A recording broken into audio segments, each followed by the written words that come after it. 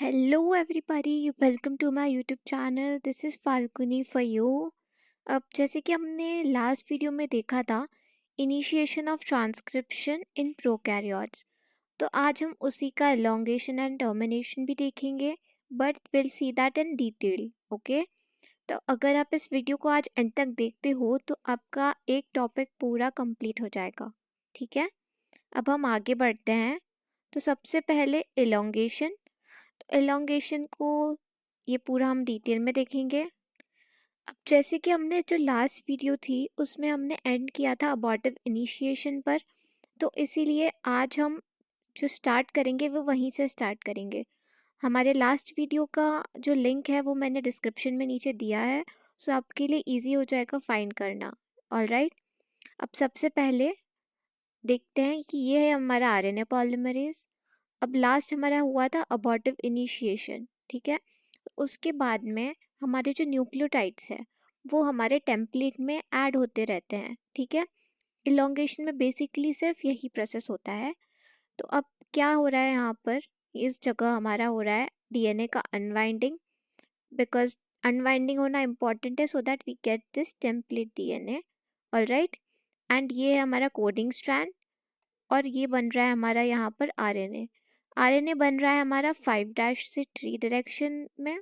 ठीक है, 3' डायरेक्शन में. एंड यहाँ से हमारे ऐड हो रहे हैं क्या, राइबोन्यूक्लियोटाइड्स, हमारे एनटीपीज. तो जैसे जैसे यहाँ हमारे एनटीपीज ऐड होते जाएंगे this RNA will fall down, यहाँ से ऐसे नीचे गिरता जाएगा और यहाँ हमारा बनेगा RNA DNA hybrid region, because सिर्फ यहीं पर इन दोनों की बाइंडिंग है. ठीक है, और जैसे जैसे हमारा प्रोसेस आगे बढ़ता जाएगा तो पीछे वाले डीएनए को बाइंडिंग होना ज़रूरी है, वापस उसकी कॉइलिंग होना इम्पॉर्टेंट है. राइट, तो यहाँ हमारा वापस से क्या हो रहा है, रीएनेलिंग स्टार्ट हो गया है, किसका, डीएनए का. तो दिस इज द बेसिक जो पूरा प्रोसेस होता है हमारा इसके अंदर एलोंगेशन में. ठीक है, अब इसमें एक चीज़ आपको ये ध्यान रखनी है कि ये प्रोसेस जो बढ़ रहा है तो इसमें हमारा डीएनए नहीं मूव होगा, हमारा आरएनए पॉलीमरेज मूव होगा. एंड जैसे जैसे इट विल मूव अहेड वैसे वैसे हमारा ये प्रोसेस आगे बढ़ता जाएगा और इन आगे के स्ट्रैंड्स का क्या करेगा, ट्रांसक्रिप्शन. एम आई राइट. अब हम कुछ और पॉइंट्स देखते हैं इससे रिलेटेड. तो अब जो हमारा एलोंगेशन है वो प्रोसीड करता है 40 to 50 न्यूक्लियोटाइड्स पर सेकेंड के स्पीड से. ये हमारी रेट है एलोंगेशन की. तो जैसे आपको यहाँ पे दिख रहा है, यहाँ पर हमारे न्यूक्लियोटाइड्स ऐड हो रहे हैं, तो ये न्यूक्लियोटाइड्स का ऐड होने का जो रेट है ना वो पर सेकेंड 50 to 60 ऐड हो जाते हैं. मतलब समझो ये हमारा एक न्यूक्लियोटाइड है, राइट. तो अब ये जैसे ऐड होगा ये एक सेकेंड के अंदर हमारे 50 to 60 ऐड होते हैं. तो आप समझ रहे हो उसकी स्पीड कितनी ज़्यादा है. ठीक है, next, only 8 to 9 nucleotides remain base paired with template at a given time. अब ये तो बहुत ही सिंपल चीज़ है कि यहाँ पे ये जो आपको दिख रहा है ये बाइंडिंग जो हो रखी है हमारी आरएनए और डीएनए हाइब्रिड रीजन के बीच में, तो यहाँ पर मोस्टली सिर्फ 8 से 9 न्यूक्लियोटाइड्स ही आपस में बेस पेयर्ड रहते हैं, उससे ज़्यादा बिल्कुल भी नहीं. ओके, ये हमेशा आप याद रखो. और बाकी क्या, हमारा डीएनए नीचे गिरता जो आरएनए है वो हमारा नीचे गिरता जाता है. ऑलराइट, अब जब हमारा आरएनए पॉलीमरेज जब ये कर रहा होता है प्रोसेस ट्रांसक्रिप्शन का, तो वो जनरेट करता है positive supercoils ahead of transcription and negative supercoils behind. अब समझो कि हमारा कोई धागा है, ठीक है, जो हमारे दोनों जो स्ट्रैंड्स थे वो हमारे धागे थे. ठीक है, ये आरएनए. तो अब क्या हो रहा है कि जब जो हमारे धागे हैं डीएनए के वो क्या हो जाते हैं, जब हम ऐसे खींचते हैं तो सुपर कॉइलिंग हो जाती है ना धागों के बीच में, वैसे ही यहाँ पर हमारे सुपर कॉइलिंग होने के चांसेस होते हैं. तो जो आगे की साइड होता है वो क्या होता है, हमारा पॉजिटिव सुपर कॉइलिंग. और पीछे के साइड मतलब जहाँ पे हमारी हो रही होती है वाइंडिंग, रीवाइंडिंग, वहाँ पर हमारे क्या बनते हैं, नेगेटिवली सुपर कॉइल्ड डीएनए. तो अब इन जो सुपर कॉइल्स बन रहे हैं इन्हें निकालने के लिए क्या हमें लगेगा, टोपोआइसोमरेज एंजाइम. ठीक है, तो ये आप अच्छे से ध्यान में रखिए कि यहाँ पर भी टोपोआइसोमरेज की ज़रूरत पड़ती है जैसे हमारे रेप्लिकेशन प्रोसेस में. ओके, अब नेक्स्ट हम देखते हैं. अब जैसे जो प्रोसेस होता है हमारा कोई भी प्रोसेस होता है ना, उसमें गलती होने के चांसेस हमेशा रहते हैं। तो उस गलती को सही कैसे किया जा सकता है? तो उस गलती को सही करने के प्रोसेस को हम बोलेंगे प्रूफ रीडिंग। तो हमारे इलोंगेशन प्रोसेस के टाइम पर अगर कोई गलती होने के चांसेस रहे तो वो उसके लिए प्रूफ रीडिंग के दो तरीके हैं। पहला है हमारा फॉस्फोरोलाइटिक एडिटिंग। ओके, तो अब इसमें क्या होता है, ये जो आप डायग्राम देख सकते हैं, इसमें क्या होता है, जैसे ये जो एंजाइम है, ओके, हमारा आरएनए पॉलीमरेज, ये हमारी एक्टिव साइट है। तो अब क्या करेगा वो, अगर कहीं पर गलत न्यूक्लियोटाइड ऐड हो गया है एक या दो बेस पेयर्स के इधर, जैसे कि यहाँ पर हमारा गलत न्यूक्लियोटाइड है यू, यहाँ पर यू ऐड हो गया गलती से, तो हमारा ये एक्टिव साइट पीछे जाके क्या करता है, बैक रिएक्शन करता है। और बैक रिएक्शन के टाइम पर वहाँ पे क्या ऐड करता है, पायरोफॉस्फेट। पायरोफॉस्फेट ऐड करता है, और पायरोफॉस्फेट ऐड करने की वजह से हमारा क्या निकल जाता है, ये राइबोन्यूक्लियोटाइड निकल जाता है, मतलब हमारा यूरासिल निकल जाता है। ठीक है, एंड अब हमारा क्या होगा, नेक्स्ट जो हमारा करेक्ट राइबोन्यूक्लियोटाइड है वो उसकी जगह इनकॉर्पोरेट कर देगा हमारा एंजाइम। एंड सी, अब यहाँ पर ये क्या हो गया, हमारा करेक्शन हो चुका है। तो इस प्रोसेस को क्या बोलते हैं, फॉस्फोरोलाइटिक एडिटिंग। और ये इसलिए बोला जाता है इससे बिकॉज इसमें हमारा ये ऐड हो रहा है पायरोफॉस्फेट। ओके, अब आगे हम देखते हैं वो है हाइड्रोलिटिक एडिटिंग। हाइड्रोलिटिक एडिटिंग में क्या होता है कि जो हमारा आरएनए पॉलीमरेज है, जो हमारा एंजाइम है, वो पीछे जाके बैक ट्रेसिंग करता है कि हमारे न्यूक्लियोटाइड्स जो हैं वो कितने गलत लगे हुए हैं। और अगर उसे लगता है कि गलत लगा हुआ है तो क्या करता है, वो आरएनए प्रोडक्ट को निकाल देता है, मतलब क्लीव कर देता है। ठीक है, तो इससे क्या हो गया, हमारी एरर कंटेनिंग सीक्वेंस हो क्या होती है, निकल जाती है। अब इसमें एक और चीज़ ये है कि ये स्टिमुलेट होता है बाय जीआरई फैक्टर्स। ये प्रोसेस हमारा हाइड्रोलिटिक एडिटिंग को स्टिमुलेट करता है जीआरई फैक्टर्स। ओके, तो यहाँ पर हमारा प्रूफ रीडिंग हो चुका है कंप्लीट। अब हम आगे बढ़ते हैं। अब नेक्स्ट, अगर हमारा जो इलोंगेशन हो गया है, इलोंगेशन खत्म होने आया है, तो क्या होगा अगला प्रोसेस, टर्मिनेशन। तो अब टर्मिनेशन में क्या होता है, टर्मिनेशन इज अ प्रोसेस जहाँ पे हमारा पॉलीमरेज एंजाइम, डी मतलब हमारा आरएनए पॉलीमरेज एंजाइम, वो निकल गया। और अगर हमारा साथ में क्या निकल गया, आरएनए चेन, कहाँ से, डीएनए से बाउंडेड आरएनए चेन और डीएनए से बाउंडेड पॉलीमरेज, जब दोनों का डिसोसिएशन हो गया मतलब तब हमारा टर्मिनेशन हो चुका है। अब बैक्टीरिया में दो टाइप के टर्मिनेटर्स होते हैं, एक होता है रो इंडिपेंडेंट और एक होता है रो डिपेंडेंट। ठीक है, तो अब रो इंडिपेंडेंट और रो डिपेंडेंट में मेजर डिफरेंस ये है कि इसमें रो फैक्टर की ज़रूरत नहीं होती और रो डिपेंडेंट में रो फैक्टर की ज़रूरत होती है। अब हम दोनों को डिटेल में देखेंगे। सबसे पहले हमारा रो इंडिपेंडेंट टर्मिनेशन। क्या, रो इंडिपेंडेंट टर्मिनेशन, इसमें जो है टर्मिनेट कर देता है हमारा polymerase without the involvement of other factors, जैसे मैंने आपको बताया विदाउट रो फैक्टर हमारा टर्मिनेशन होगा यहाँ पर। और इनको हम इंट्रिंसिक टर्मिनेटर्स भी बोलते हैं, रो इंडिपेंडेंट टर्मिनेशन को, बिकॉज इसमें क्या होगा ना कि जो हमारे सीक्वेंस एलिमेंट्स है, जो सीक्वेंस है हमारी आरएनए की, उसी में ये एक ऐसी सीक्वेंस होती है जो होती है टर्मिनेशन सीक्वेंस। ठीक है, और वही टर्मिनेशन के लिए रिस्पॉन्सिबल होती है इस टाइप के टर्मिनेशन प्रोसेस में। अब ये कंसिस्ट करता है ऑफ टू सीक्वेंस एलिमेंट्स, जिसमें हमारा पहला है एक short inverted repeat of about 20 nucleotides, दूसरा है a stretch of about 880 base pairs. ठीक है, तो अब क्या होगा ना कि जो हमारा शॉर्ट इन्वर्टेड रिपीट है अबाउट 20 न्यूक्लियोटाइड्स, इसमें इसमें मतलब एक सीक्वेंस जो है वो पूरी दूसरे सीक्वेंस से कम्प्लीटली कॉम्प्लीमेंट्री होगी आने आगे जाकर। ठीक है, तो यही है इन्वर्टेड रिपीट का मीनिंग। अभी आपको नेक्स्ट स्लाइड में और क्लियरली समझ में आएगा।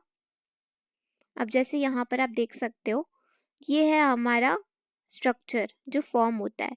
तो अब इसमें बेसिकली क्या है पता है कि ये जो सीक्वेंस है ना, ये UGGC वाली, ये 20 न्यूक्लियोटाइड्स हैं एंड यहाँ पर हमारे और 20 न्यूक्लियोटाइड्स हैं, और ये दोनों एक दूसरे के कम्प्लीटली कॉम्प्लीमेंट्री है।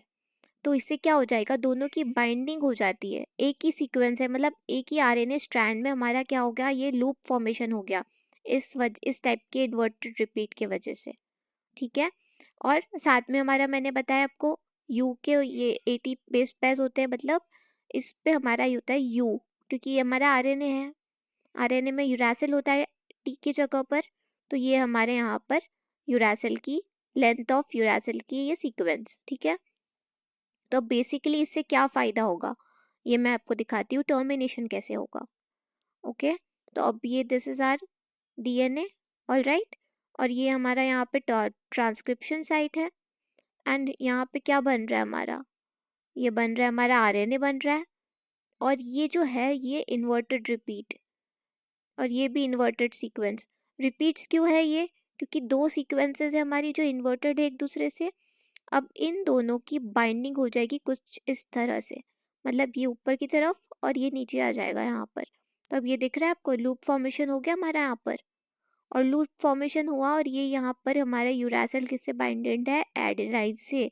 हमारा एंड में यूरासिल वाली सीक्वेंस भी बची थी, है ना। तो अब इससे क्या होता है, ये जो लूप फॉर्मेशन है, तो ये एक तो हमारा क्या करता है, आरएनए पॉलीमरेज से बाइंड करता है, और आरएनए पॉलीमरेज को भी इनहिबिट करता है, और दूसरा यहाँ पर ऐसा वेट क्रिएट करता है जिससे ये जो वीक इंटरैक्शन है एडेनाइन और यूरासिल के बीच में, ये सबसे वीक इंटरैक्शन होता है। मतलब जितने भी बॉन्ड्स हमारे फॉर्म होते हैं ना बेस पेयर्स के बीच में, न्यूक्लियोटाइड्स के बीच में, उसमें सबसे वीक बाइंडिंग एडेनाइन और यूरासिल के बीच होती है। तो अब ये वेट की वजह से क्या होगा, हमारा ये आरएनए यहाँ से डिसोसिएट हो जाएगा, और साथ में आरएनए पॉलीमरेज भी। तो ये हो गया हमारा कौन सा प्रोसेस, ये हो गया हमारा rho independent termination process, all right. अब एक और आपके क्वेश्चन आता होगा कि ये तो कभी भी हो जाएगा, बट ऐसा नहीं है। ये एलिमेंट्स तभी वर्क करते हैं जब ये आपस में, जब इसका ट्रांसक्रिप्शन हो जाता है, मतलब जब हमारे इस जो इन्वर्टेड रिपीट्स है जब इसका ट्रांसक्रिप्शन हो जाएगा, आफ्टर दैट ओनली हमारा ये प्रोसेस होगा टर्मिनेशन का, ठीक है। आई होप यहाँ तक आपको सब क्लियर होगा। नेक्स्ट जब हम देखते हैं रो डिपेंडेंट टर्मिनेशन। रो डिपेंडेंट टर्मिनेशन का सबसे इम्पॉर्टेंट फैक्ट तो यही है कि उसमें एक एडिशनल प्रोटीन होता है, रो प्रोटीन, जो क्या करता है, टर्मिनेशन इंड्यूस करता है। अब उसके लिए हमें क्या किसकी देखना पड़ेगा, रो फैक्टर के हमें कुछ कैरेक्टरिस्टिक्स देखना पड़ेगा।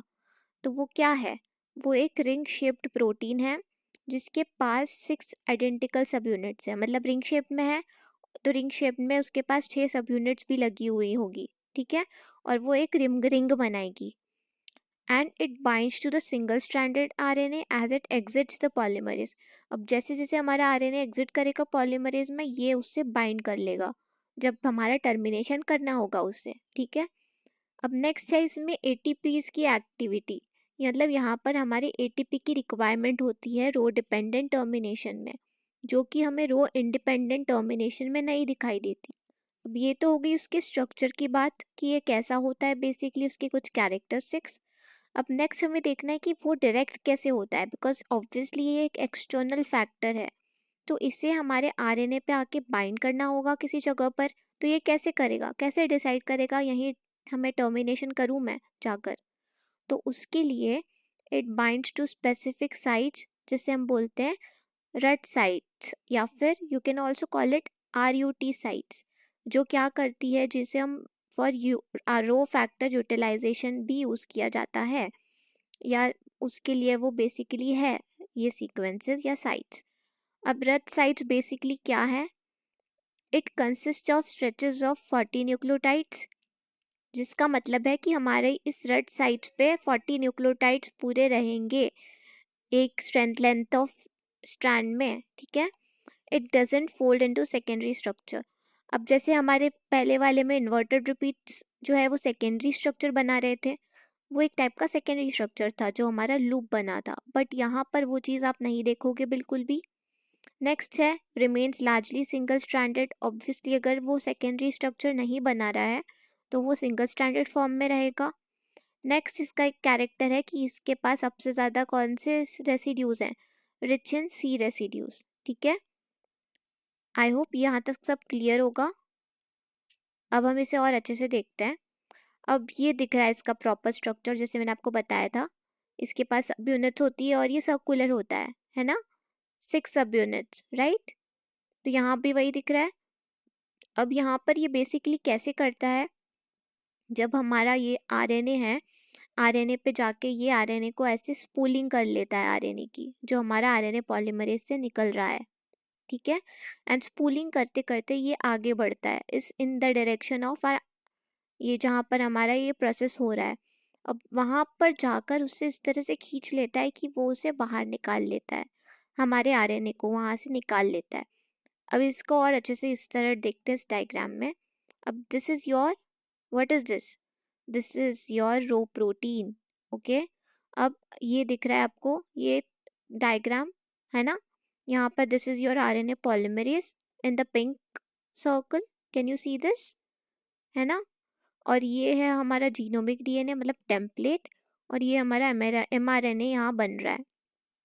और यहाँ कहीं पे हमारी रट सीक्वेंस है, ठीक है, आरयूटी सीक्वेंस। अभी ये आरयूटी सीक्वेंस क्या करेगी, ये हमारे इस पे जाके बाइंड कर लिया इसने रो के सब यूनिट्स पर, है ना। And see how this is pulling it, मतलब इसको ऐसे अपने तरफ खींच रहा है, वो आगे बढ़ता जा रहा है। एंड देन देखो कैसे स्पूलिंग करके ऐसे खींच के निकाल लिया इसने हमारा एंजाइम भी, और हमारा टेम्पलेट को भी अलग कर दिया। और ये हमारा आरएनए हो गया एमआरएनए अलग इससे, ठीक है। ये पूरा हमारा टर्मिनेशन प्रोसेस है। और यहाँ इस तरह से हमारा पूरा ट्रांसक्रिप्शन इन प्रोकैरियोट्स ख़त्म होता है। अब हम नेक्स्ट टाइम देखेंगे यूकैरियोटिक ट्रांसक्रिप्शन। तब तक के लिए thank you, keep watching, give a like guys, subscribe to my channel, and if you have any doubts just type it in the comment section. I'll try to answer as much as I can. Till then, stay tuned. Bye bye.